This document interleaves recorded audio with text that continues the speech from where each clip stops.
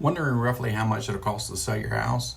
That's going to vary based on a lot of factors, like what you agree on up front for agent commissions and if you offer any buyer concessions.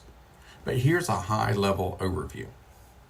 Expect to pay about 2 to 4% of the sale price to cover closing costs. And make sure you factor in some repairs. These are the things you'll want to tackle before you list your house and get ahead of what buyers may ask for. Then there's staging. This helps make sure your house shows well. But remember, what you're seeing here are just estimates. So, if you're looking for places to cut down on costs, here's what I'll tell you. I know how to make your home appeal to today's buyers and what you may want to update or repair, as well as what you can skip. And that's just a small fraction of what I'll do for you as your agent. So want to talk through what to expect and how I can help? Let's chat.